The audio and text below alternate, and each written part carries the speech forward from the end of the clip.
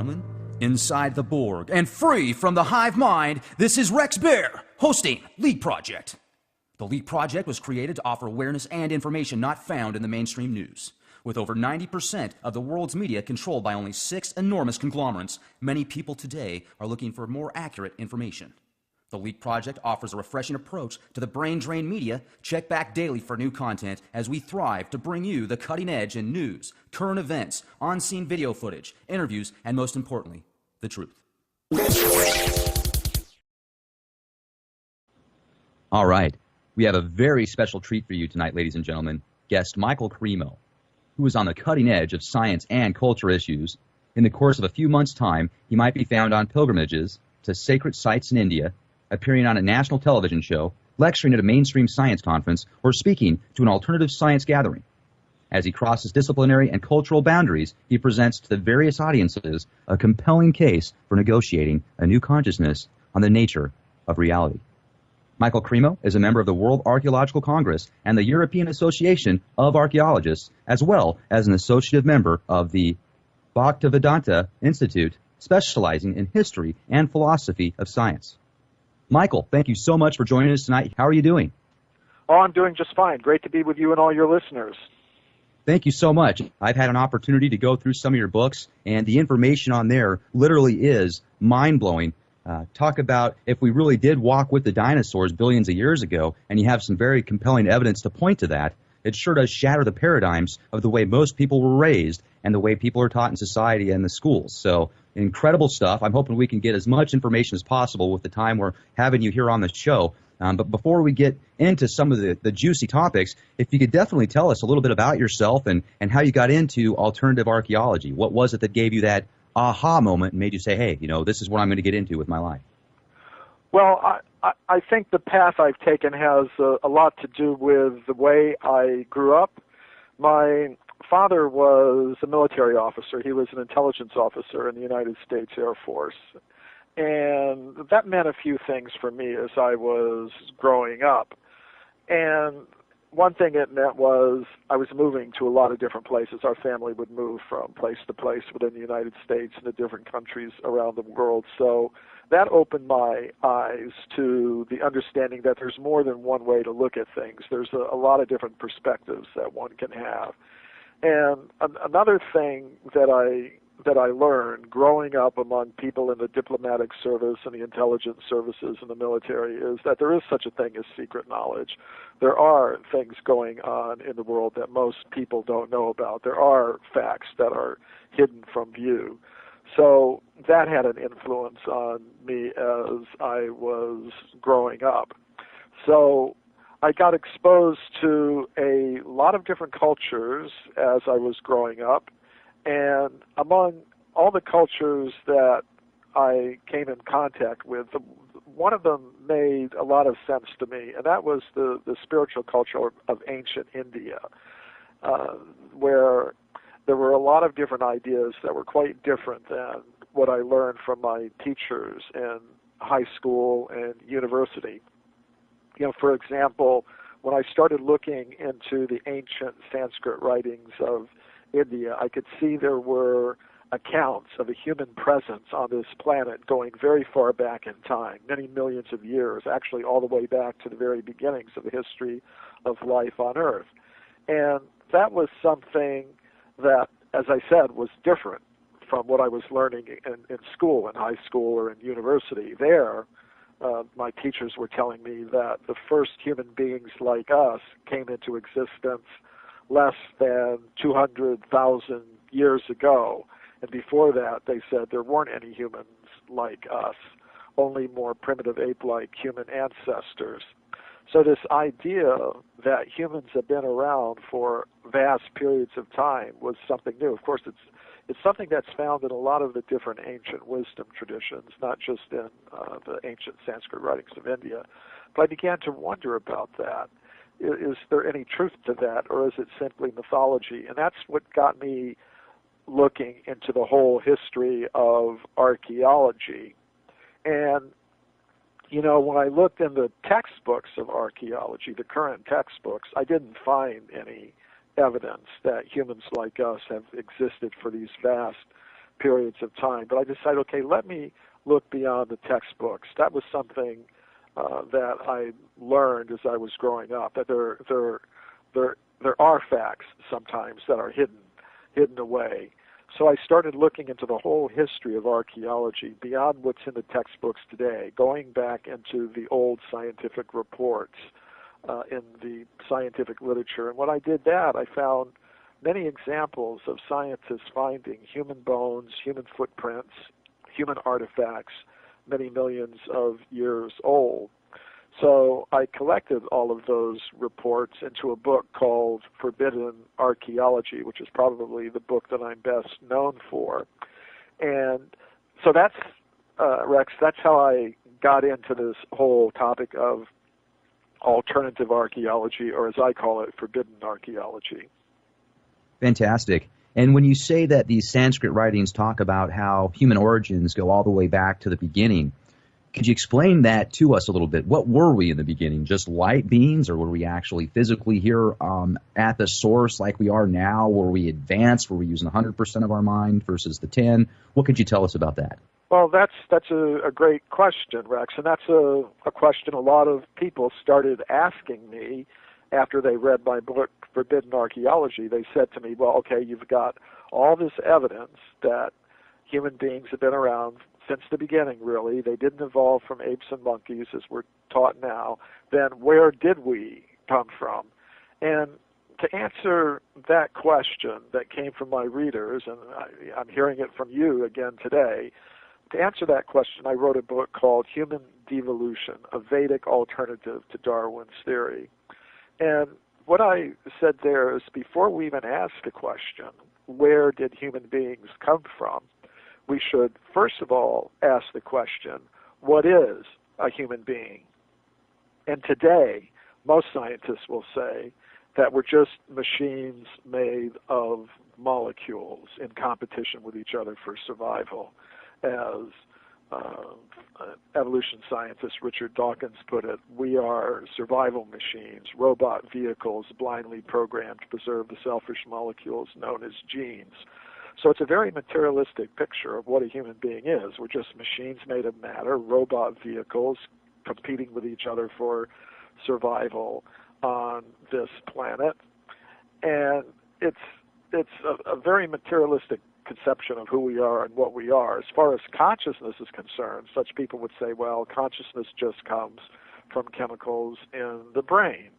And when, at the time of death, the chemicals in the brain become disorganized, there's no more consciousness.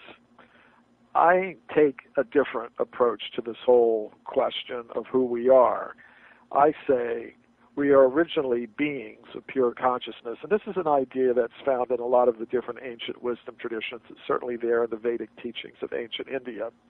The idea that matter does not produce consciousness. Consciousness has its own independent existence apart from matter. Consciousness can come into contact with matter. It can become covered by matter. And as far as the question of where did we come from, I would say we are beings of pure consciousness. And that consciousness has no beginning, it has no end, it was never created, it will never be destroyed, it's always existing.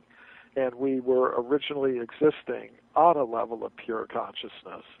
However, now we've come into contact with matter, and when we come into contact with matter, we are given vehicles in which to function in the world of matter.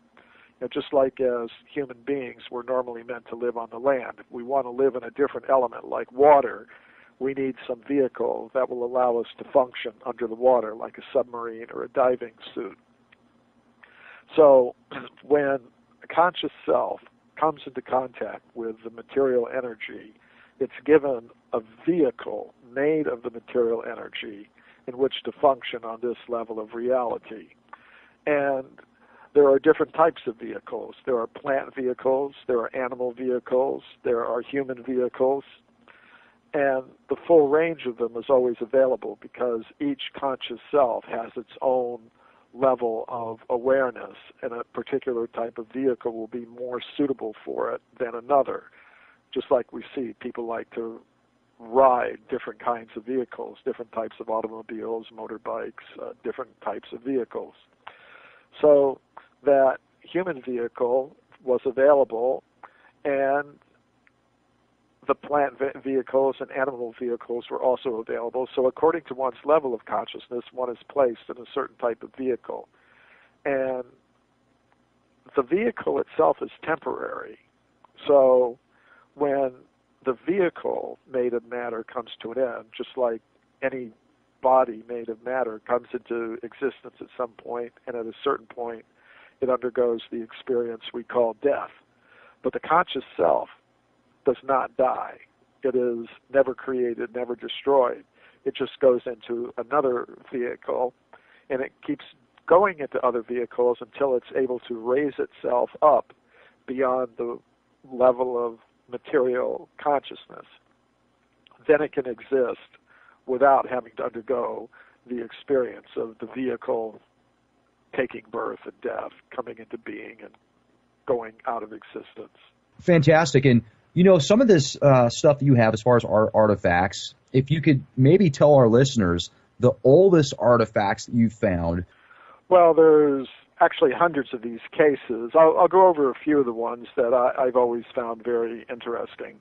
During the California gold mine discoveries are something that's always fascinated me. During the 19th century, gold was discovered in California. Miners came from all over the world to get it, and they were digging tunnels into the sides of mountains like Table Mountain in the Sierra Nevada mountains near the town of Sonora in Tuolumne County in California. And deep inside the tunnels, the miners were finding human artifacts. They were finding obsidian spear points, stone mortars and pestles, all kinds of stone tools and weapons, obviously made by some type of being that had human-like intelligence. Now, these things were found in layers of rock that modern geologists tell us are about 50 million years old. These discoveries were reported to the scientific world by Dr. J.D. Whitney, who was the chief government geologist of California. He wrote a massive book about these discoveries that was published by Harvard University in the year 1880. So this is really pretty astonishing, evidence for a human presence going back over 50 million years, but we don't see this mentioned in the textbooks today, although the discoveries were originally reported by a very prominent American scientist and published in a scientific publication that came out from Harvard University. These things are not mentioned in the textbooks today because of what I call a process of knowledge filtration that operates in the world of science. If you've got a dominant theory in the scientific world, then scientists, when they encounter evidence that supports that theory, will let it pass through this filter, this intellectual filter, very easily. And you'll see these things mentioned in the textbooks. You'll hear scientists talking about them at scientific conferences. But if you've got evidence that radically contradicts a dominant idea, it tends to get filtered out. It tends to get set aside, forgotten, ignored. In some cases, it's actively suppressed.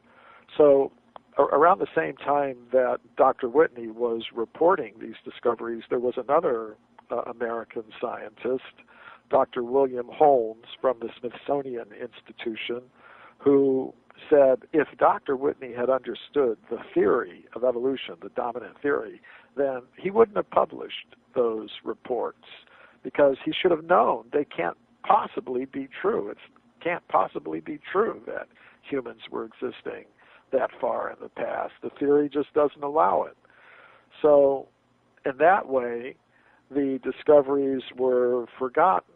And unless you're really aware of all the hidden evidence, you wouldn't even suspect that such things exist.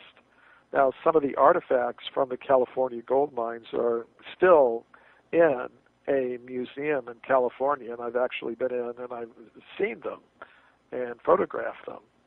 But, the average person would not even suspect they're there. They're not displayed to the public. They're kept in the museum storerooms. So that's one example. Now, if there were just one case like this, well, you could say, okay, there's a case or two, maybe questionable, but most of the evidence supports the dominant theories. But what's really amazing is that there are actually hundreds of these cases. So that's a case where you've got evidence for a human presence going back 50 million years. And you were asking about the oldest evidence. When you go further back in time, the evidence gets a little more sparse, and you could raise more questions about it. But actually, the oldest piece of evidence that I encountered in the 8 years of research that I did into the whole history of archaeology were some round metallic objects that were found in mines in South Africa near a place called Ottosdal in the western Transvaal region. I call them metallic because they're made of hematite, which is a naturally occurring type of iron ore. Hematite is actually considered to be a kind of semi-precious stone. It's a mineral. So these round objects are about 1 or 2 inches in diameter, and they have, going around their centers, parallel grooves around their equators. Some of them have 2, some 3, some 4. So they're very interesting objects. They were given to an independent company of metallurgists to examine, and they said they couldn't tell how they could have formed naturally in the earth. So that means they had to have been made by someone with human-like intelligence. And these things are found in layers of rock about 2 billion, not million, but 2 billion years old in South Africa. So there are many interesting cases like that.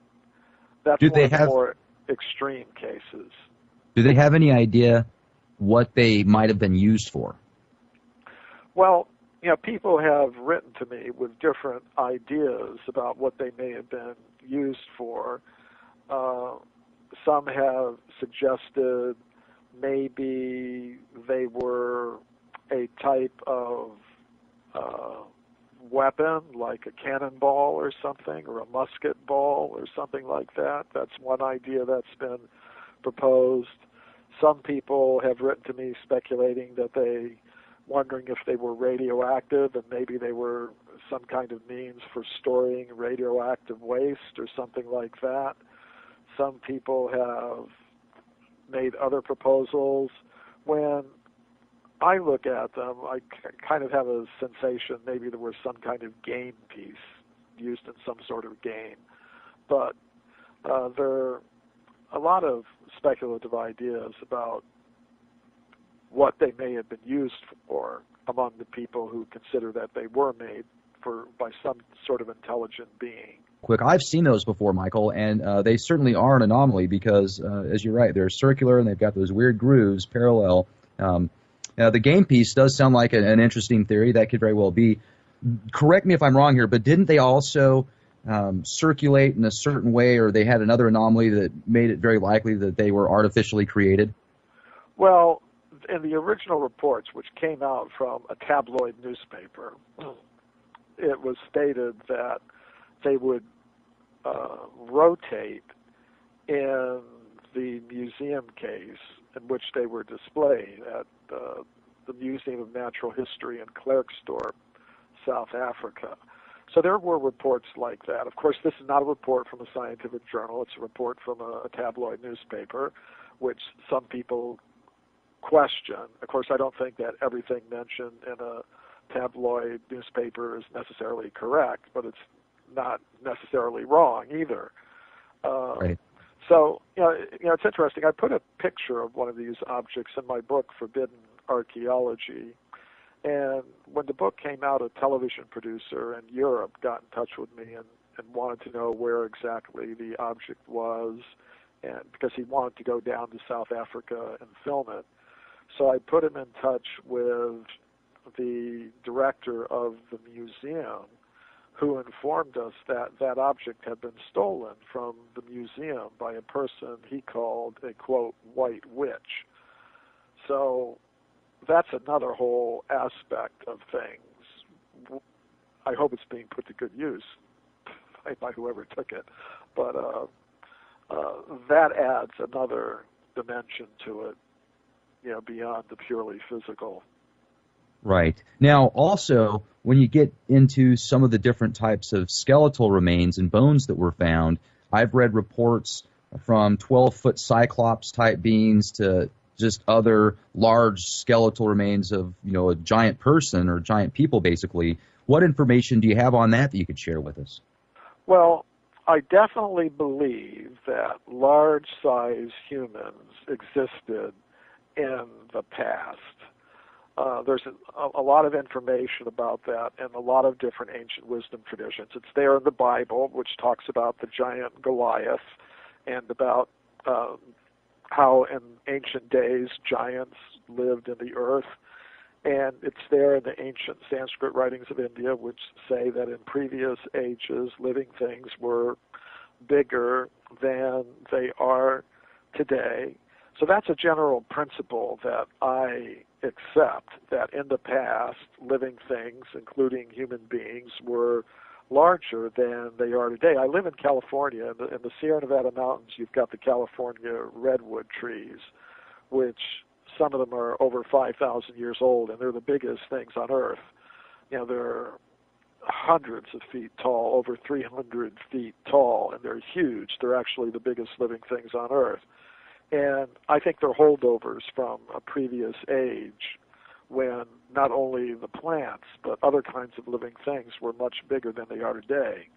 It's recognized by paleontologists that before 5,000 or 10,000 years ago, a lot of the animals were bigger than they are today. So I think humans also may have been bigger than they are today.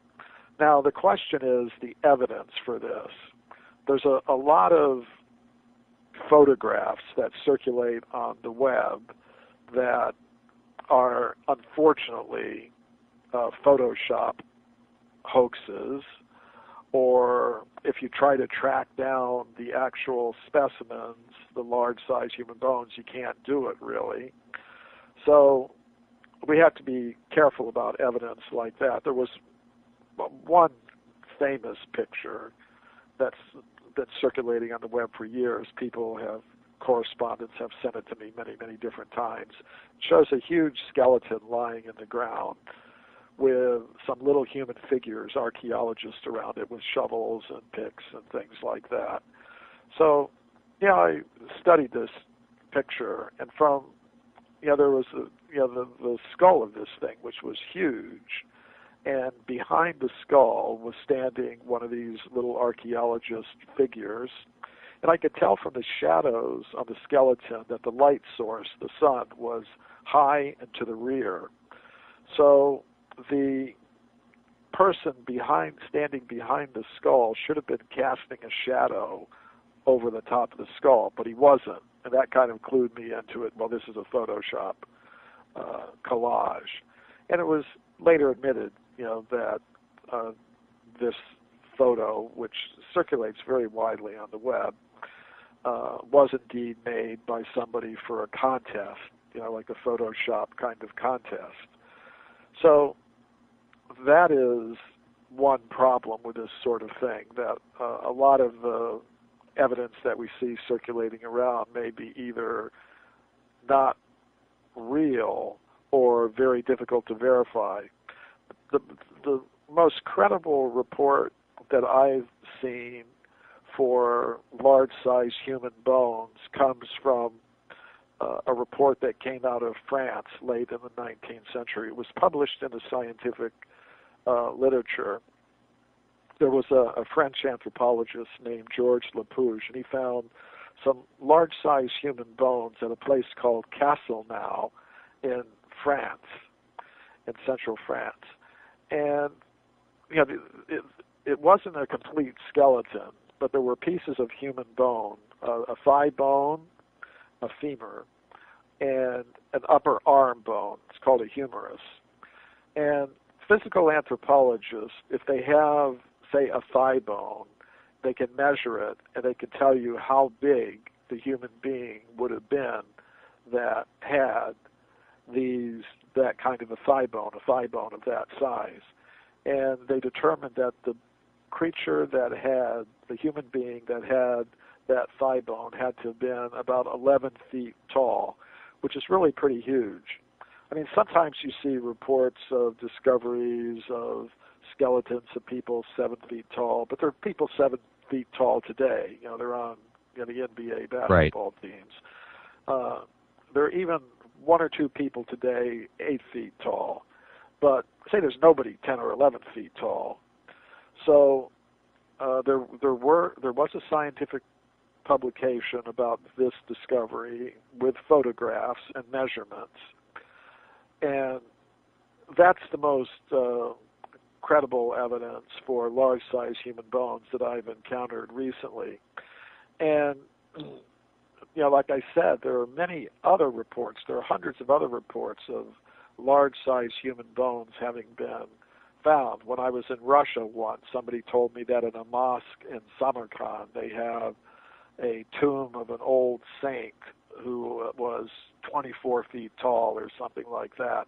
But these things are very difficult to verify, you know, to actually go to the place, which I like to do, to actually find those large-size human bones and personally verify them. So I do think large-size humans did exist, but verifying the accounts that are circulating today is a little bit difficult. And with that being said, a lot of people, especially those that follow the Judeo-Christian or the Abrahamic religions, believe that there were angels that interbred with humans, and then some of the scientific communities, or I guess you could call them conspiracy theorists in some sense, and other people as well would say that those might have been extraterrestrials or a different species from a different planet that came and did that, and that's what caused these giants to be created, or that's what made them. Do you think that that's a possibility, or do you feel that they were made here on Earth and our ancestors millions of years ago were just larger? Yeah, well, I'm willing to consider all possibilities. As far as I'm concerned, there is extraterrestrial life, and in one sense, I'd say we're all extraterrestrials. As conscious beings, we don't originate from this level of reality or this planet. So in one sense, we're all extraterrestrials, and I do believe that conscious intelligent life, is present throughout the universe. So I think it's entirely possible that in ages past we were visited by extraterrestrial beings who may have interbred with humans on this planet. And I think that's a definite possibility. There are examples of this in different ancient wisdom traditions. And the idea of celestial terrestrial hybrid beings. This concept is found, as you said, in some of the religious traditions and the different cultural traditions that are still with us on this planet today. So I think that is a possibility, but I think it may also have been possible that there were purely terrestrial beings who were of large size also.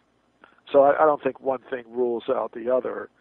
I think both things are possible. There are also reports of these artifacts that were found in coal deposits. It was like a brick wall that was about 100 million years old. That was the best way they described it, but the bricks were almost mirror-like and extremely smooth.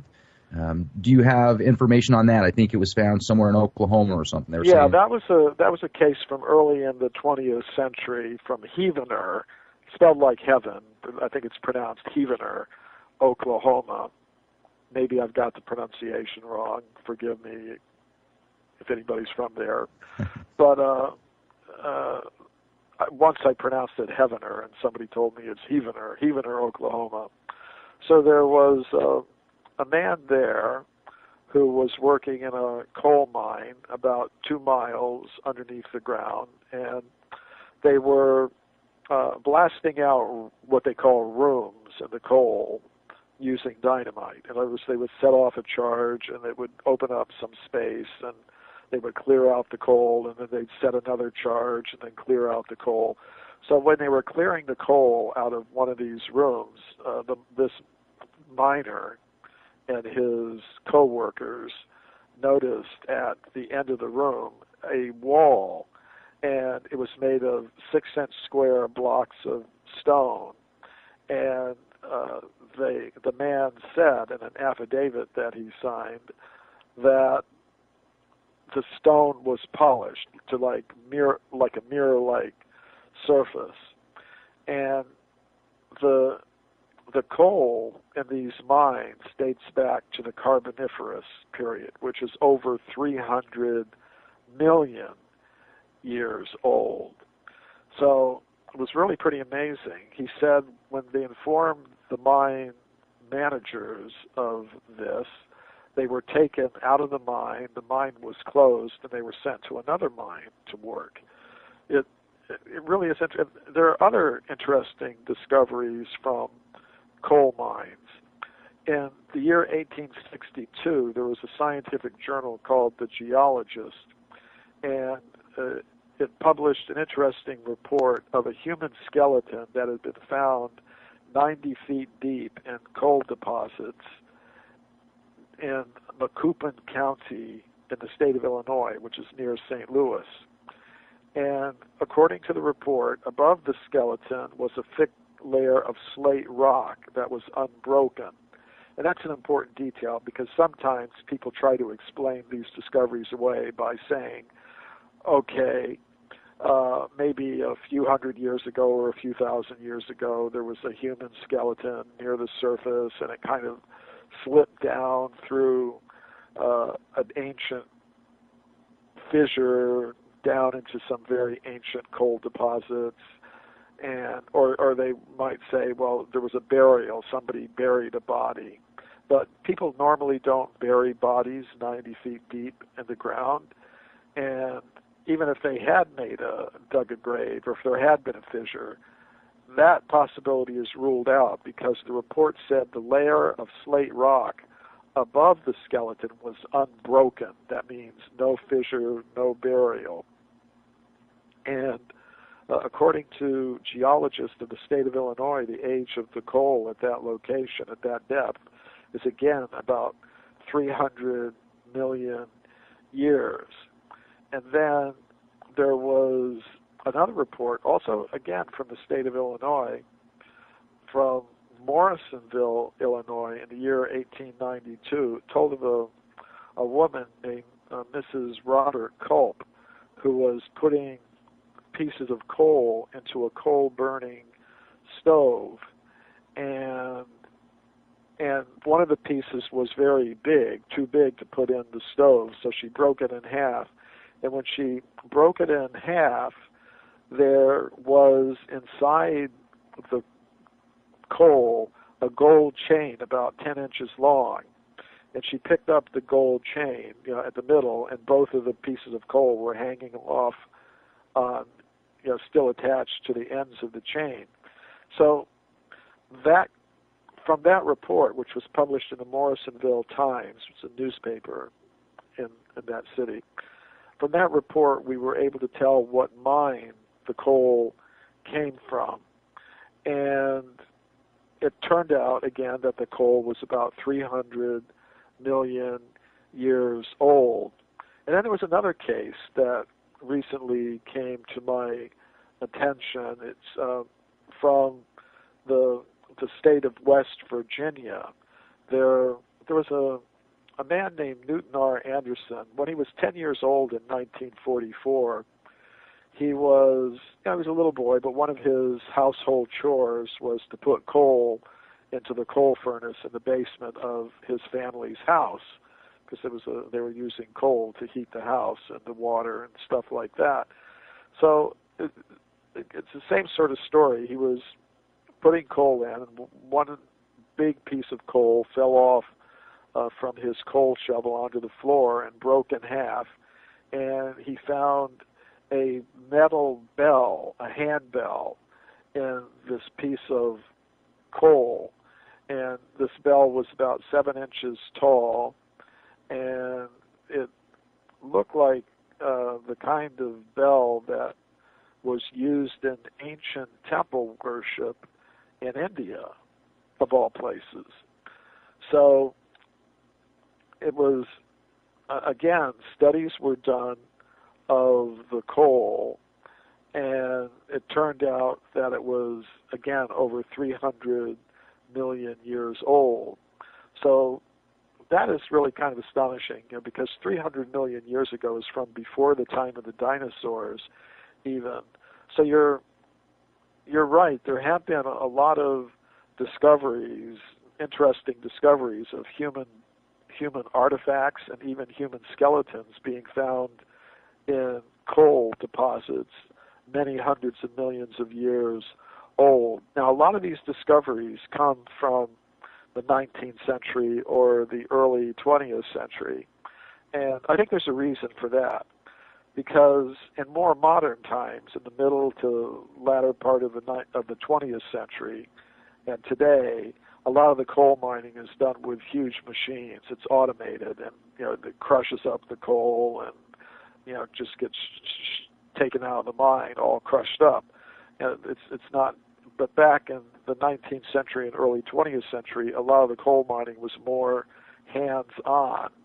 There was hands-on mining going on. So maybe because of that, there were more discoveries of such things. And there may be a lot more of this evidence out there, if we could get reports from coal miners in different parts of the world that are still doing the mining more hands-on. So, but it is a whole fascinating category of archaeological evidence for extreme human antiquity, these discoveries from coal mines and from coal deposits. When you say you found these anomalies like the gold chain in this coal deposit, did they find any specific symbols or something that would connect it to something else that was found in the coal deposit, estimated to be about the same era? Well, I did mention this bell that was found in West Virginia in coal that was, as I said, it was a handbell. And on the top of the handle was a figure that was a kneeling human figure with wings, you could say, outspread, almost like an angel's wings, but the head had a bird-like head. The body was human. There were wings, but the head was bird-like. And in India, there was a creature, a divine being called Garuda, who looked something like that. And temple bells that are used in temple worship in India, even to this day, have that Garuda figure on the handle of the handbells that they use in their temple worship. So that was kind of interesting. You were asking if there were any kind of symbol or mark that would connect these objects with, say, a particular culture. That's something that comes to mind. I was immediately, because I've seen these bells, handbells that are used in temple worship in India, and this bell from the coal in West Virginia looks exactly like that. So, of course, that gets you into a whole topic, and that is, it's another area of what we could call forbidden archaeology. It's not my specific focus of research, but it's the presence of old world cultures in the New World, North and South America, before the time of Columbus. Mostly, people have the idea, scientists have the idea that the first European to visit the New World was Christopher Columbus, and maybe a few Vikings, before that, but beyond that, they don't think there was a lot of contact between the old world and the new world. But there is evidence suggesting that in ancient times there was communication between the Americas and Asia and Africa and Europe and the ancient cultures like the Egyptians and the Sumerians and cultures of India, Southeast Asia, and the New World. So that's another whole area. It's not my specific area of focus, but it is a topic in forbidden archaeology. And some of the artifacts also that you discuss in your lectures and in your book, are they complex at all, or are they more like just hand tools that the Native Americans you would find used commonly? Yeah. Well, it's an interesting topic. Most of the evidence that I talk about is of the nature of stone tools and things like that. Now, I do think that in the past, people may have had what we call high-tech sort of things, but that sort of thing does not last very long in terms of geological time. There have been studies done that demonstrate this.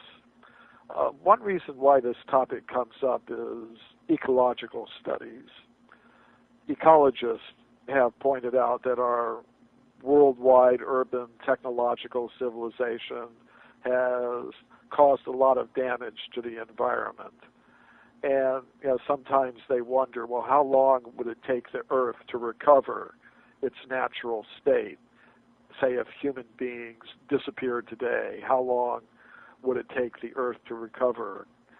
So there have been scientific studies done, and documentaries have come out on the National Geographic Channel and Discovery Channel, like World Without Us, where they examine, well, what would happen to our huge cities and all of our technology if humans ceased to exist today? How long would it take the Earth to recover? And they found that they estimate that within 10 or 20,000 years, most of our stuff would be gone. I mean, we think it's rather permanent. We have our cars, our metal stuff. It seems very solid, but it oxidizes. Anything made of iron or steel eventually is going to oxidize. In other words, it's going to rust away. It isn't going to last forever. Most metals will oxidize. Plastics will dissolve ultimately over the course of many thousands of years. Our cities, if there weren't fire departments to prevent fires and things like that, fires would burn through the cities again and again, destroy a lot of stuff. If we weren't keeping up our dams and our seawalls and river embankments and things like that, most of our major cities are on large bodies of water. There are tidal waves, there are floods, when all this stuff happens, it destroys a lot of stuff. So it may have been that millions of years ago, I was talking about, say, the California gold mines, where you've got stone tools and weapons in deposits going back about 50 million years. So it may have been that there were people in that time who had an advanced civilization. Maybe they had smartphones and laptop computers and things like that. And there may have also been some people using stone tools and weapons. That's actually true today. Even though we live in a high-tech world, there are still people in this world, tribal people in various isolated parts of the world, who are using stone tools and weapons. They're still in the Stone Age as far as we're concerned. So it may have been like that millions of years ago also. But in terms of what's going to survive to the present day for archaeologists to find, the stone tools are going to survive. Stone is not going to go away. But if there were computers, well, the metals would oxidize, the plastics would dissolve. You're not going to see very much left after 50 million years of that high-tech kind of stuff. So But we have to keep in mind that there are two ways to know about the past. One way is by what we can physically find in the layers of the earth. That may not tell us the complete story because some stuff doesn't preserve. But there's another way to know about the past, and that's the records left by different cultures and wisdom traditions and things like that. So, the ancient Sanskrit writings of India described that millions of years ago, there were huge cities on this planet. There were people with advanced technologies. They had flying craft. They were called vimanas, or spaceships. I talked about this on some episodes of the series Ancient Aliens that aired on the History Channel. And, they had weapons resembling modern nuclear weapons.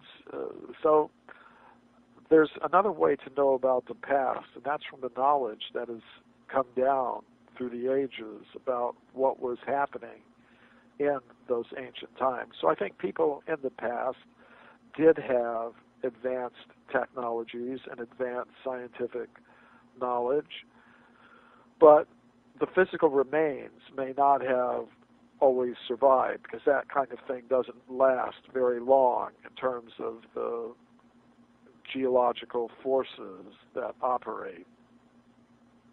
And with some of the stuff that people actually could go out and see now that you would say is much older than even the pyramids in Giza that might be approximately 12,500 years old, because it looks like there's possible water erosion around the pyramids of Giza, which might make them even older. Do you think that they're older than that? Or and also, what other things could people go look at?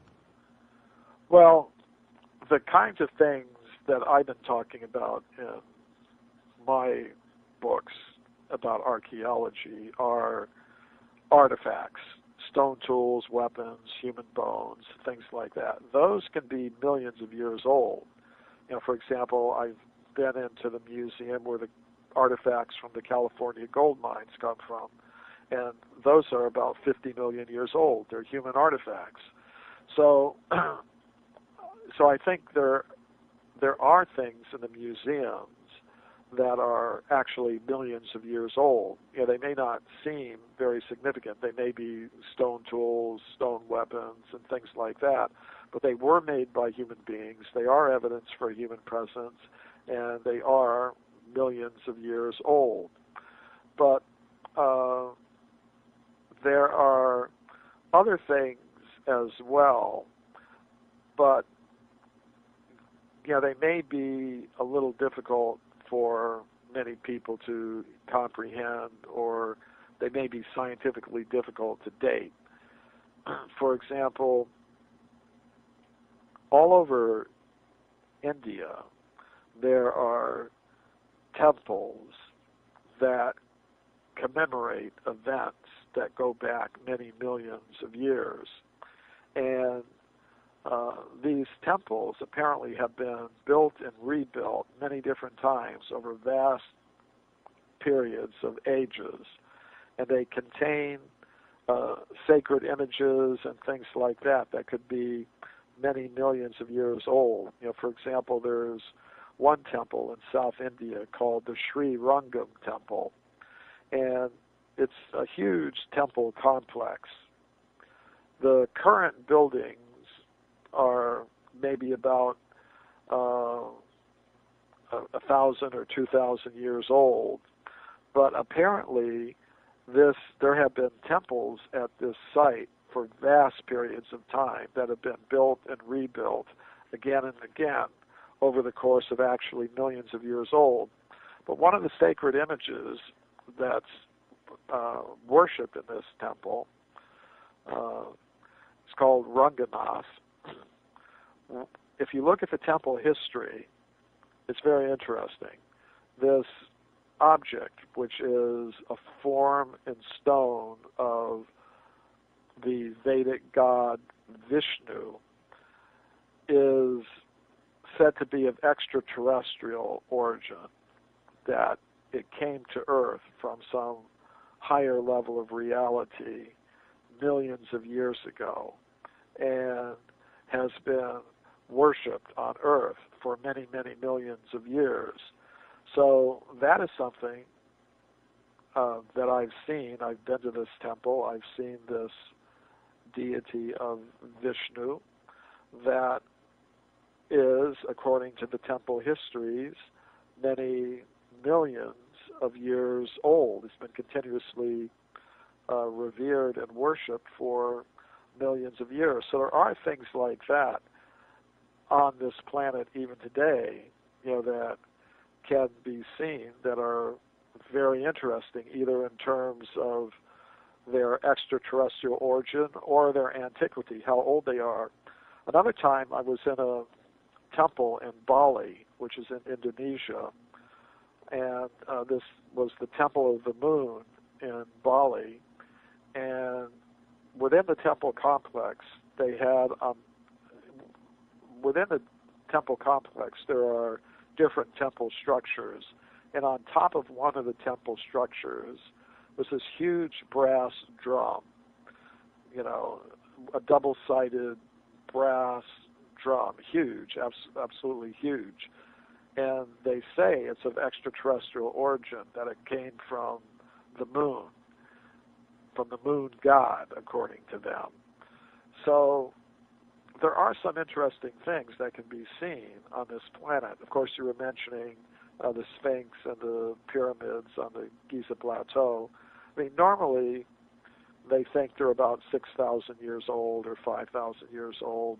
But as you were pointing out, Dr. Robert Schoch, who was a geologist from Boston University in the United States, he did a geological study of the enclosure around the Sphinx, which has channels that appear to be worn into the rock by water erosion channels. And the last time there was any significant rainfall in the Sahara Desert, which is where the pyramids and the Sphinx are, was about 11,000 or 12,000 years ago. So you were mentioning that. But there may That's just a drop in the bucket, though, compared to what you're discussing here with, obviously, something 50 million years old. Yeah, alternative history and alternative archaeology is like a big topic. And there are lots of different researchers working in this topic, and they've got their areas of specialization. A lot of them are working on the more recent end of the spectrum, trying to show that the age of the classical civilizations goes back further in time than most historians and archaeologists are now prepared to accept. So they're kind of pushing things back a few thousand years, that there may be civilizations that people think are 5,000 or 6,000 years old, but really they're 10,000 or 20,000 years old or something like that. So that's one area of alternative archaeology. I'm kind of at the deep end of the spectrum, looking at how old is our human species really. And as I said, most archaeologists are going to say humans like us are less than 200,000 years old in terms of our presence on this planet, whereas I'm showing there's evidence that humans like us have been present for vastly longer periods of time, many millions of years, tens of millions, even hundreds of millions of years. And what that really means is, well, we need new explanations for human origins. What we're being told in the textbooks today isn't correct. Well, history is obviously continually rewriting itself in the schools and universities, and when you talk about human devolution, I haven't had an opportunity to read your entire book, but when I think of devolution, I certainly do see many people today in society devolving if you look at the classical sense of evolution and devolution. Technology is fantastic. Unfortunately, I think a lot of people rely on it too much and tend to forget how to think more than just a couple sentences or one or two steps ahead. So when you talk about people that might have been around 50 million years ago, even longer, further than that, before the dinosaurs, yet there's approximately 7 billion people here now. Have you noticed with the work and the research that you've done, has there been a continual type of reset button that kind of matches and correlates a specific pattern of events that happen that cause balanced and harmony back within nature. If it gets out of line, it's going to balance itself out per se. Well, I think there are periodic catastrophes that do take place, which means there is a reset button, you could say. According to the ancient Sanskrit writings of India, time is basically cyclical. And just the average person is aware of certain cycles of time. There's the day-night cycle that we're all familiar with. During the day, we tend to be awake, most people, and at night, go to sleep, dream, things like that. And then in the day, get up again. So most of us are familiar with the day-night cycle. Of course, people who work night shifts, they have to adjust. We tend to be aware of the seasonal cycle. In the temperate parts of the world, there's a cycle of seasons. There's winter, there's spring, there's summer, there's fall. We do different things. We dress differently during the different seasons. So we're used to that. But ancient people were aware of even vaster cycles of time, ages. And in the ancient Sanskrit writings of India, there's some descriptions of these cycles. You can also find them in the Mayan calendar, which talks about huge cycles of time. The Roman and Greek calendars talked of different ages, golden ages, silver ages, iron ages. So this idea of cyclical time is something. Do you think they meant that literally, Michael? Yes, I do. And even modern science has recognized periodicities, that certain things tend to happen in cycles. But when I look at these ancient Indian cycles, they talk about cycles of creation and destruction. So the current creation cycle began about 2 billion years ago, they say, and it's divided into 14 subsections called manvantars. And we're now in the 7th manvantar of the current creation cycle, which began about 2 billion years ago, according to these ancient Indian calendars. So each manvantar ends with a devastation, after which the earth has to be repopulated. So if we're in the 7th manvantar now, that means over the past 2 billion years or so, there have been 6 major devastations that have taken place. So that's what the ancient Sanskrit writings say. Now, when we look at modern paleontology, we learn life began on Earth about 2 billion years ago, and since then, according to modern science, there have been 6 major extinction events spaced at intervals of several hundred million years. The last major extinction event being the one that wiped out the dinosaurs about 65 million years ago. So whether we look in the ancient wisdom traditions or we look at what modern science tells us, we see there are periodic catastrophes that wipe out most of the life on Earth. Actually, according to the ancient Sanskrit writings, life on Earth is completely wiped out.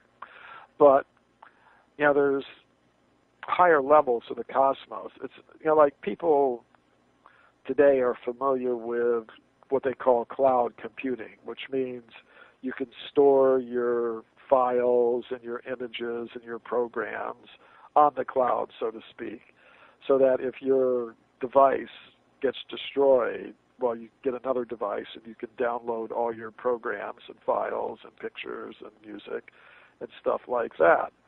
So apparently, cosmologically, there's something like that as well, so that when devastations take place on this level of reality, which they do from time to time, there are periodic catastrophes that devastate this level of reality.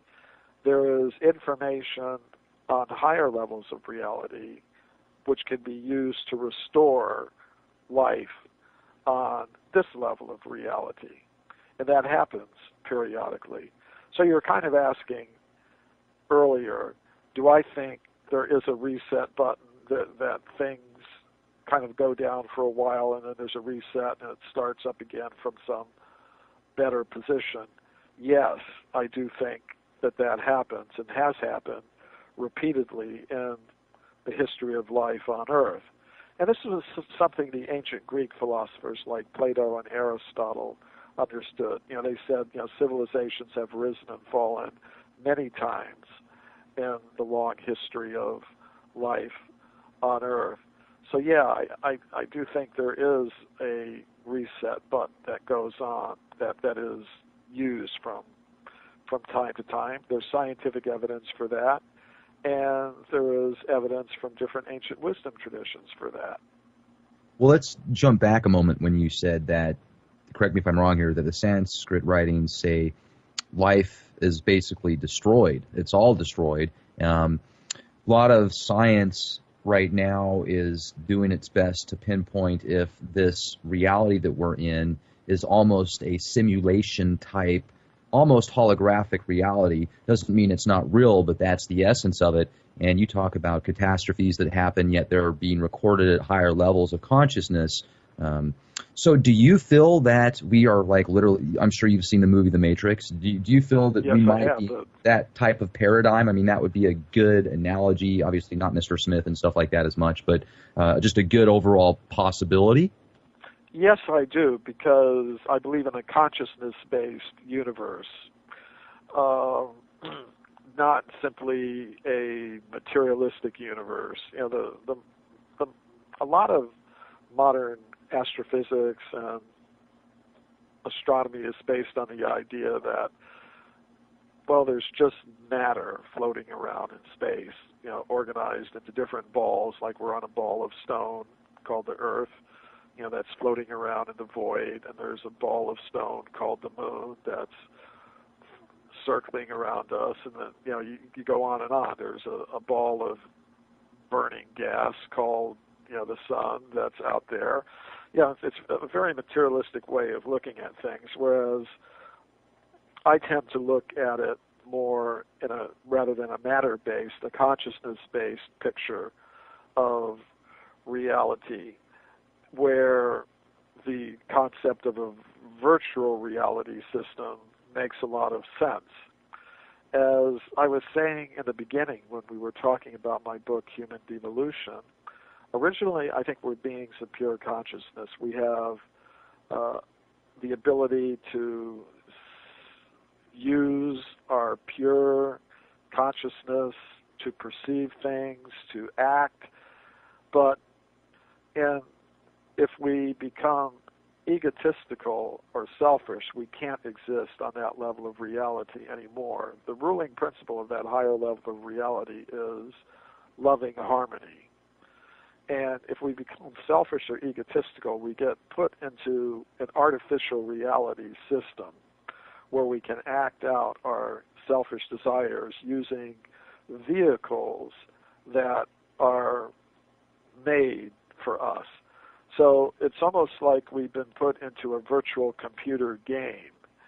There are, computer games where you take on an identity, an avatar that becomes you in the game. You take on a certain character. So although in your real life you may be so-and-so, and you have your friends and your reality that you normally exist in, when you enter the game, you become another personality. It's the same with the other personalities in the game. They may have their own independent existence apart from the game, but when they enter into the game, they take on a certain identity that is provided by the game in that virtual reality. And then you've got a whole thing that goes on between the different players in the game. So I think the idea that we're in some kind of virtual reality system and we've forgotten our identity apart from that system is a really good metaphor for what we are. So the universe would have that we experience now would have more in common, I believe, with a computer-generated virtual reality system than with the kind of purely mechanistic, materialistic explanation that most scientists now give for the universe, where they try to explain things without reference to consciousness, intelligence, and design. Well, and also, when you talk about this possibility of a virtual reality type matrix that we are in, to live out certain desires through specific vessels, then you get into the natural versus artificial, and if we're at the very top level of consciousness, the further down the rabbit hole we go, it becomes more materialistic. Nowadays, you have many people that have a lot of money and are extremely intelligent and very prestigious positions. For example, Ray Kurzweil, that really is pushing for this, singularity technology advancements where transhuman movement, live forever in this physical body or have a metallic body and have your consciousness continually uploading. Literally that type of science fiction stuff. It makes me think that maybe that is more devolution, even though it sounds great technologically, like you could tap into any computer satellite in space and go all over the physical, aka virtual universe, but you're really untapping and going further away from the ultimate source of consciousness, which many people might call God. So with that said, in the texts that you have had an opportunity to study and research, these Sanskrit texts, does it talk about a artificial and a natural type essence that compete against each other since the beginning or at all times to kind of balance things out in some way? Well, the natural condition for consciousness is on the level of pure consciousness. There's Sanskrit words for these things. There's a mantra, aham brahmasmi. That means I am pure consciousness. I am a spirit soul. And were originally meant to exist on that level. But on that level, one exists in loving harmony with all other conscious beings and with the source of all conscious beings. I mean, you can use the word God for that. But and for conscious being, you could use the word soul if you want. But I find using that terminology, and for some people, their minds sort of turn off when you say that. If you say to them soul, they think, well, I can't really consider that. That's just a religious belief. It's just right. a belief. But if I say conscious self, I mean, who can deny that you're conscious in a self? Exactly. It doesn't require any belief. It's just the most real experience that we have. It's the foundation of everything. Science can back it up. Even science can back up that plants have some type of consciousness with experiments that they've done. So, yeah, sure. Absolutely. I mean, you could take that to put it in religious terminology. Every living thing has a soul, which I believe. But I tend to speak in terms of consciousness. And then if you think, okay, I'm an individual, personal, conscious being, then what is my source? I mean, everything's got to have a source, really. So it's logical, it's rational to think that just as I am conscious, individual, and personal, there must be some source of all conscious beings that is also individual, personal, and conscious. And we're meant to exist in harmony with each other and with that source of all conscious beings. It's something that a person who isn't inclined towards religious terminology, I think, can wrap their mind around a little bit easier. So I think, yes, there is a God in the sense of there being a source of all conscious beings that is individual, personal, and conscious. And we are meant to exist along with all other individual, conscious, personal beings on that higher level of reality in harmony with each other. Now, if we become egotistical or selfish, which means we want to not exist in loving harmony with others, but we want to dominate, control, and exploit, we need somewhere else to do that. because that level of pure consciousness is a place where that sort of thing doesn't go on. So there's this material level of reality, which is the field for that kind of action. And our original form of pure consciousness can't engage in selfish, exploitative, greedy activities. So we have to be given a vehicle that we identify with that will function in that way. So that's this artificial reality world that we live in, where we're given vehicles that we can use for, well, they have actually a dual purpose. You could actually use the vehicle to go back to the level of pure consciousness, in other words, get out of the artificial reality system and back to the real reality system, or you can get more and more deeply involved in the game of domination, control, and exploitation and competition with others.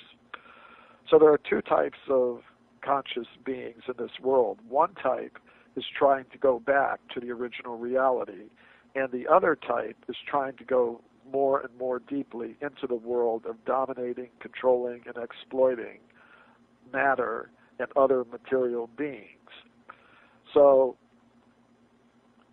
according to the number of such persons, that'll be the kind of reality that we experience here.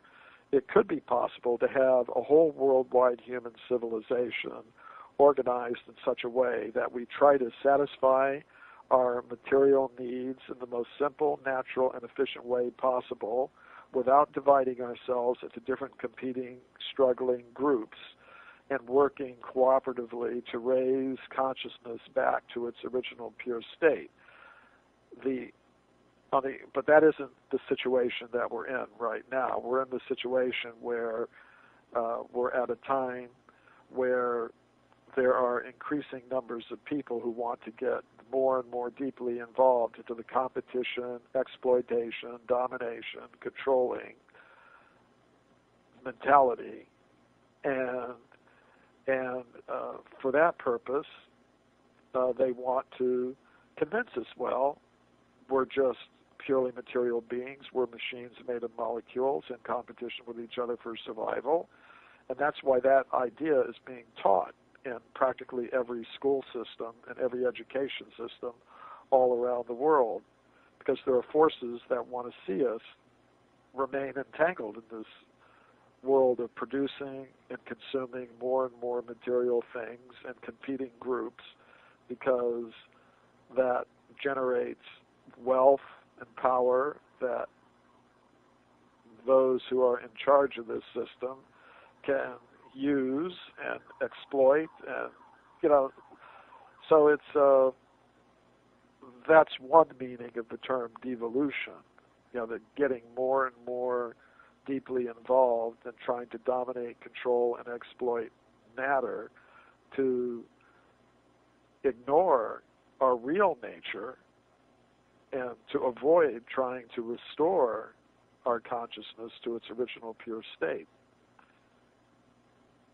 With that said, there's a lot of information out there now that leads to specific events happening for certain reasons that are literally at a grand scale, worldwide sometimes, statewide, countrywide, and they benefit certain individuals that, if you look down at their family lines, they've been in very prestigious positions of power for thousands of years. And then you talk about this game and people in power. Do you have information or knowledge with what you've seen in the artifacts, etc., that lead to specific places or people running this game? Well, yeah, I'm going to just speak in general terms that there have always, according to the ancient Sanskrit writings, there have always been two categories of persons in the world, conscious beings in the world, the suras and the asuras. So the suras are those who believe that ultimately we're beings of pure consciousness. There's a higher intelligence in the universe that is ultimately the force of good, and we're meant to align ourselves with that. And then there's the other group who's the opposite, that is more based not on trying to develop the resource of consciousness, but in trying to dominate, control, and exploit the resources of matter, and to try to entangle people in that, producing and consuming more and more material things and benefiting from it. So that's the two types have always existed and always will, and it's just up to each individual to decide which path they're going to follow. And it may be difficult at certain times.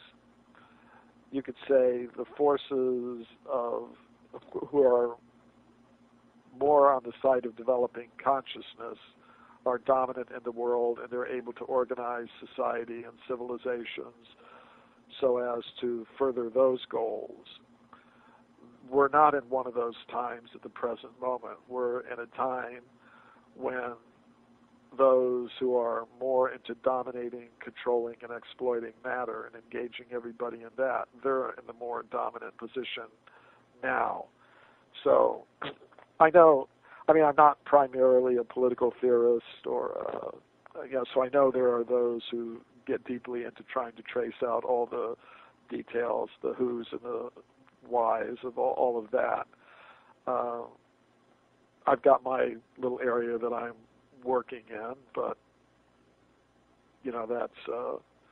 but just the basic principle that there are these two types of conscious beings, I think, is really, to me, explains a lot of what I see around me. Let's get back into maybe some artifacts or information. The internet's like a bathroom wall. You can write anything, be anyone at any time. You can be 6.5 feet tall, have 7th degree black belt, and speak 24 different languages. But there's also some very good information on the internet. You can find some very credible stuff, white papers and knowledge that you're not going to get in the brain drain media a lot of the times. It's neat to see the History Channel and other cable channels give out a lot of good information now. There's definitely a lot of stuff out there now that you wouldn't have seen 5-10 years ago even. So I do feel a lot of people are waking it up, and it's definitely good for your work. Please check out Michael's work, mcremo.com. That's mcremo.com.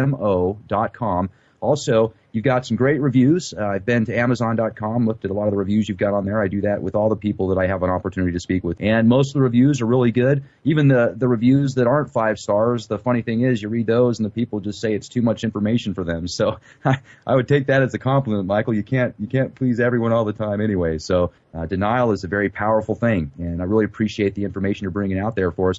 Now, Michael, with the book that you wrote, Human Devolution, I talk to people about this all the time. It does seem that the society that we live in right now, I'm going to use another movie paradigm or a movie connection here. If you've seen the movie Idiocracy, where people in the future literally have IQs of like 50. If they're up to 75 IQ, they're considered a prodigy, a genius, touched by God. Do you think that this path that we're on right now, it's going to continue to go that way, where people are just going to become more and more detached and ridiculously stupid? Unfortunately, yes. According to the ancient Sanskrit writings, time goes in cycles. Just like in a year, we go through spring, summer, fall, winter. There's a cycle of ages called yugas.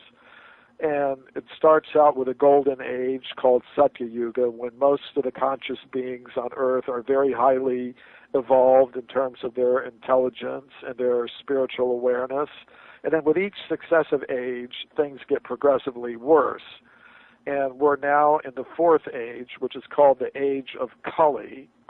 And there are predictions in the ancient Sanskrit writing about what this age will be like. It's described, it will be an age of increasing social and environmental disturbance. It's described that the weather patterns will become extremely disturbed. There will be extremes of heat, extremes of cold, which is something we're seeing now in the world. It'll say that the governments will become extremely exploitative, and people will just want to run away to the forest and to live on their own away from government. It says that people will gradually decrease in intelligence, as you were saying. So, unfortunately, I think that is going to be the pattern. However, just because it's going to rain, it doesn't mean you have to get wet. You can try to shelter yourself, shelter those who you care about. And even though the trend of the age may be down, you can still try to preserve yourself and save yourself and others who you care about. So, yes, as the age of Kali goes on, things are, in fact, going to get progressively worse. You know, and with that said, do you think that this time that we're in right now, within the next possibly couple years even, we could see people heading out for the hills because of a possible dollar collapse or Ebola outbreak? Or do you think that's more stuff to just keep people wound up in the media, kind of that carrot at the end of the stick? Well, some actually have already. Right. Gone. Oh, yeah. I mean, you've obviously got to set up small intentional factions. communities and to try to, either individually or in groups, do that. I think there is, according to the text that I follow, for the next 9,000 or 10,000 years, there's going to be an opportunity to escape the effects of the age of Kali.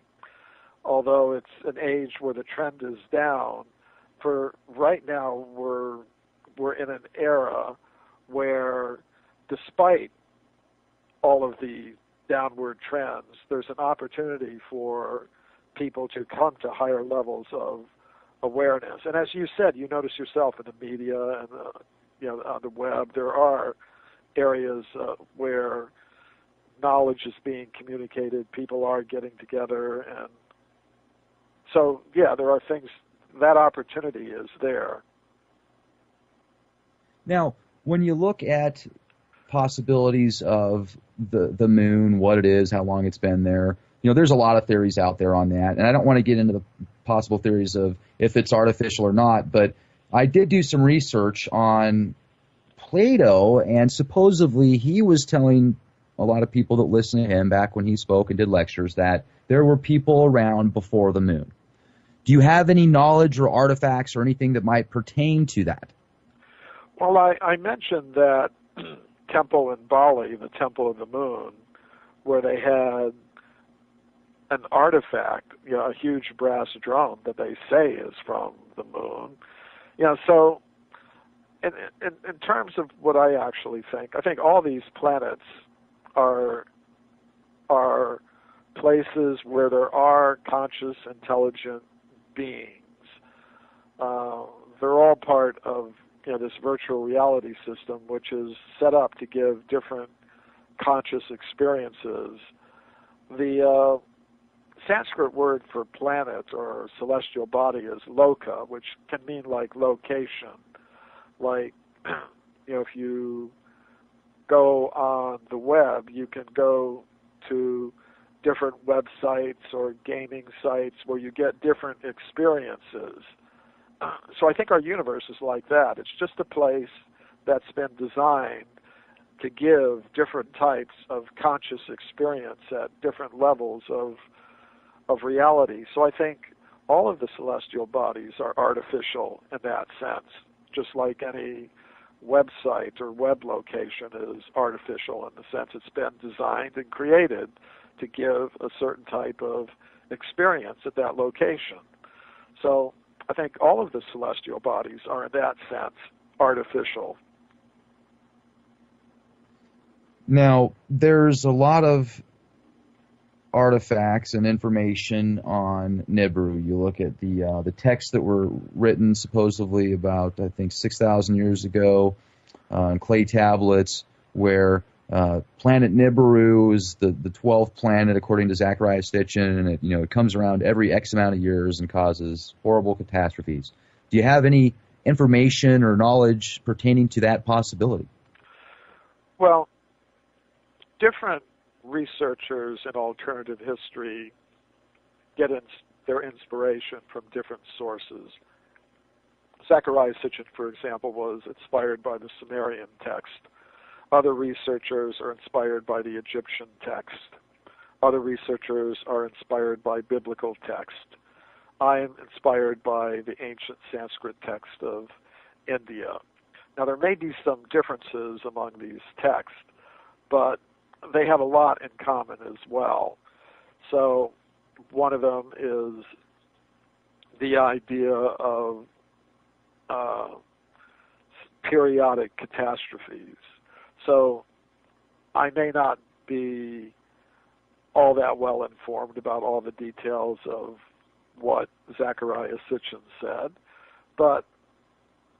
and I may have some slightly different ideas based on my sources of inspiration, which are maybe a little bit different from his, but I think I see some commonalities, the idea of cyclical catastrophes being one of them. So, okay. And another... We'll have to let the followers of Zecharia Sitchin represent his ideas. Fair enough. Now, you have a pretty good connection with the Bhaktivedanta Institute. Yes. Hope I said that correctly. Could you tell us more about that and what it consists of? Well, I'm a follower of the ancient Sanskrit writings of India, and there are different spiritual teachers who have come out of India, and I'm a follower of one of them. My guru was Bhaktivedanta Swami Prabhupada, and he was very interested in how the teachings of ancient India related to the findings of modern science. So when he was present on the world in the 1970s, he helped organize an institute dedicated to the study of those questions, how the ancient wisdom tradition of India related to the findings of modern science. So over the years, I've been associated with that institute and also worked on my own independently as well. So with the short time we have left here, Michael, what could you tell our audience here that would really make them reevaluate what they've been told and how they've been taught as far as civilization being maybe just a couple few thousand years old? Well, one thing I would ask them to do is have a look at some of my books, like Forbidden Archeology. Of course, that's 900 pages long, so that may be too much for some people. As you said, some people in the reviews were saying too much information. If you think that's too much information, I brought out a shorter edition of the book called The Hidden History of the Human Race, which is 300 pages long. And all these are available both in hardcover and as ebook form. And then I publish a monthly column in Atlantis Rising magazine called The Forbidden Archeologist, and I've collected 50 of those columns in a book called The Forbidden Archeologist, which they may want to have a look at. And as far as the consciousness-based things that we've been talking about, I would recommend looking at my book, Human Devolution, a Vedic alternative to Darwin's theories. And in June 2015, I'm going to be talking about my work along with other speakers and mystics and teachers on a spiritual cruise up to Alaska on one of the Royal Caribbean ships. And for information about that, listeners, if they want to take advantage of that opportunity to go on a cruise to Alaska and hear about a lot of these topics, they can see my website, mcremo.com, where there's a notice about that, or they can go to spiritualcruise.com, and they'll also get information about that. So I think there are a lot of ways in which people can follow up on the kinds of things that we've been talking about if they're interested. And I think everyone has to ask a question. Who do they really think they are? Do they really believe that they're just a machine made of matter in competition with other machines made of matter for survival. If they're happy with that concept of life, then, well, maybe I don't have very much to say to them. But if they have any inkling at all that there's something more to their essence than just being a robot vehicle producing and consuming more and more material things for the powers that be in this world, then yeah, they may be inspired to follow up on some of the kinds of things we've been talking about by looking more deeply into the books that I've just mentioned. Well, hey, I'll tell you what, vacations are great, and if you can have the opportunity to take a cruise to Alaska via Royal Caribbean and have a spiritual cruise out of the deal, get some great information on philosophy, spirituality, ancient knowledge, stuff you're probably not going to get anywhere else. How amazing would that be? I certainly hope you'll come back on again with us sometime. Yeah, just check with Lori, my publicist, and she'll set it up. Fantastic. A very special thank you to our guest tonight. For all of you that had the opportunity to be here with us, if you enjoyed the show, follow us on YouTube, youtube.com/clandestine Time Lord, for the most recent interviews, videos, and podcasts. Or you can check us out on the World Wide Web, www.leakproject.com. Would you like to be a guest on our show? Do you have information that the world needs to see and hear? Send us an email, guestbookings@leakproject.com. Thank you, everybody. This is Rex Bear with Leak Project. Stay safe and be the change you want to see. Good night.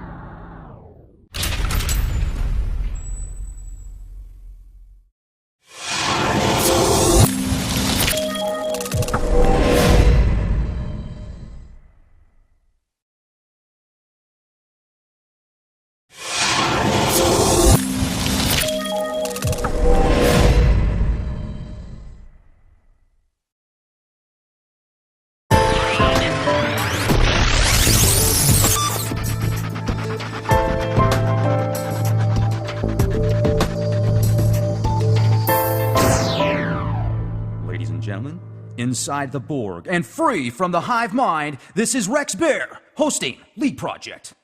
The Leak Project was created to offer awareness and information not found in the mainstream news. With over 90% of the world's media controlled by only 6 enormous conglomerates, many people today are looking for more accurate information. The Leak Project offers a refreshing approach to the brain-drained media. Check back daily for new content as we thrive to bring you the cutting edge in news, current events, on-scene video footage, interviews, and most importantly, the truth. All right. We have a very special treat for you tonight, ladies and gentlemen. Guest Michael Cremo, who is on the cutting edge of science and culture issues. In the course of a few months' time, he might be found on pilgrimages to sacred sites in India, appearing on a national television show, lecturing at a mainstream science conference, or speaking to an alternative science gathering. As he crosses disciplinary and cultural boundaries, he presents to the various audiences a compelling case for negotiating a new consciousness on the nature of reality. Michael Cremo is a member of the World Archeological Congress and the European Association of Archeologists, as well as an associate member of the Bhaktivedanta Institute, specializing in history and philosophy of science. Michael, thank you so much for joining us tonight. How are you doing? Oh, I'm doing just fine. Great to be with you and all your listeners. Thank you so much. I've had an opportunity to go through some of your books, and the information on there literally is mind-blowing. Talk about if we really did walk with the dinosaurs billions of years ago, and you have some very compelling evidence to point to that. It sure does shatter the paradigms of the way most people were raised and the way people are taught in society and the schools. So incredible stuff. I'm hoping we can get as much information as possible with the time we're having you here on the show. But before we get into some of the juicy topics, if you could definitely tell us a little bit about yourself and how you got into alternative archaeology. What was it that gave you that aha moment and made you say, hey, this is what I'm going to get into with my life? Well, I think the path I've taken has a lot to do with the way I grew up. My father was a military officer. He was an intelligence officer in the United States Air Force. And that meant a few things for me as I was growing up. And one thing it meant was I was moving to a lot of different places. Our family would move from place to place within the United States and to different countries around the world. So that opened my eyes to the understanding that there's more than one way to look at things. There's a lot of different perspectives that one can have. And another thing that I learned growing up among people in the diplomatic service and the intelligence services in the military is that there is such a thing as secret knowledge. There are things going on in the world that most people don't know about. There are facts that are hidden from view. So that had an influence on me as I was growing up. So I got exposed to a lot of different cultures as I was growing up. And among all the cultures that I came in contact with, one of them made a lot of sense to me, and that was the spiritual culture of ancient India, where there were a lot of different ideas that were quite different than what I learned from my teachers in high school and university. You know, for example, when I started looking into the ancient Sanskrit writings of India, I could see there were accounts of a human presence on this planet going very far back in time, many millions of years, actually all the way back to the very beginnings of the history of life on Earth. And that was something that, as I said, was different from what I was learning in school, in high school or in university. There, my teachers were telling me that the first human beings like us came into existence less than 200,000 years ago. And before that, they said there weren't any humans like us, only more primitive ape-like human ancestors. So this idea that humans have been around for vast periods of time was something new. Of course, it's something that's found in a lot of the different ancient wisdom traditions, not just in the ancient Sanskrit writings of India. But I began to wonder about that. Is there any truth to that, or is it simply mythology? And that's what got me looking into the whole history of archaeology. And, you know, when I looked in the textbooks of archaeology, the current textbooks, I didn't find any evidence that humans like us have existed for these vast periods of time. But I decided, okay, let me look beyond the textbooks. That was something that I learned as I was growing up, that there are facts sometimes that are hidden away.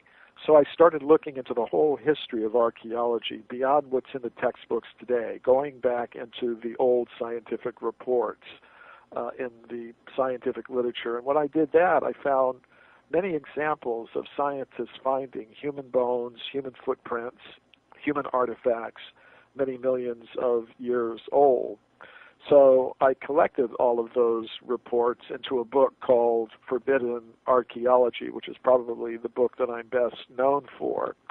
And so that's, Rex, that's how I got into this whole topic of alternative archaeology, or as I call it, forbidden archaeology. Fantastic. And when you say that these Sanskrit writings talk about how human origins go all the way back to the beginning, could you explain that to us a little bit? What were we in the beginning? Just light beings, or were we actually physically here at the source like we are now? Were we advanced? Were we using 100% of our mind versus the 10? What could you tell us about that? Well, that's a great question, Rex, and that's a question a lot of people started asking me after they read my book, Forbidden Archaeology. They said to me, well, okay, you've got all this evidence that human beings have been around since the beginning, really. They didn't evolve from apes and monkeys, as we're taught now. Then where did we come from? And to answer that question that came from my readers, and I'm hearing it from you again today, to answer that question, I wrote a book called Human Devolution, a Vedic alternative to Darwin's theory. And what I said there is, before we even ask the question, where did human beings come from, we should first of all ask the question, what is a human being. And today, most scientists will say that we're just machines made of molecules in competition with each other for survival. As evolution scientist Richard Dawkins put it, we are survival machines, robot vehicles blindly programmed to preserve the selfish molecules known as genes.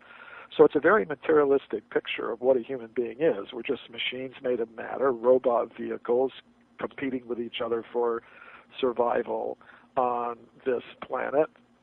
And it's a very materialistic conception of who we are and what we are. As far as consciousness is concerned, such people would say, well, consciousness just comes from chemicals in the brain.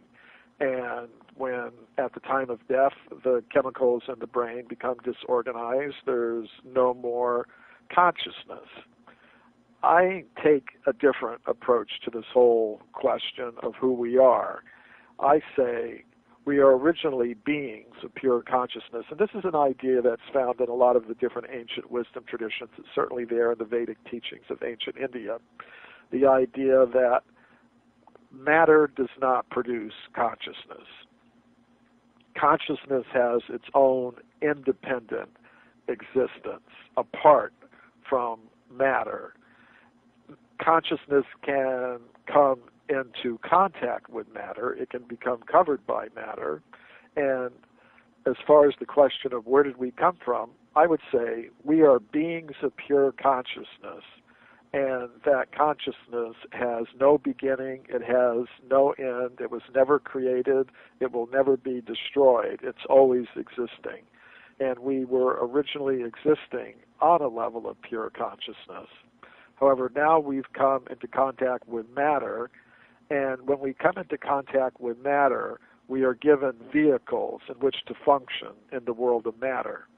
And just like as human beings, we're normally meant to live on the land. If we want to live in a different element like water, we need some vehicle that will allow us to function under the water, like a submarine or a diving suit. So when a conscious self comes into contact with the material energy, it's given a vehicle made of the material energy in which to function on this level of reality.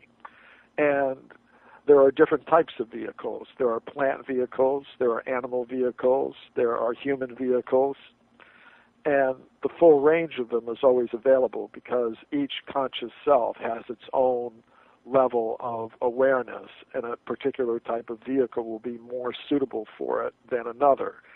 Just like we see people like to ride different kinds of vehicles, different types of automobiles, motorbikes, different types of vehicles. So that human vehicle was available, and the plant vehicles and animal vehicles were also available. So according to one's level of consciousness, one is placed in a certain type of vehicle. And the vehicle itself is temporary. So when the vehicle made of matter comes to an end, just like any body made of matter comes into existence at some point, and at a certain point it undergoes the experience we call death. But the conscious self does not die. It is never created, never destroyed. It just goes into another vehicle, and it keeps going into other vehicles until it's able to raise itself up beyond the level of material consciousness. Then it can exist without having to undergo the experience of the vehicle taking birth and death, coming into being and going out of existence. Fantastic. And, you know, some of this stuff that you have as far as artifacts, if you could maybe tell our listeners the oldest artifacts that you've found.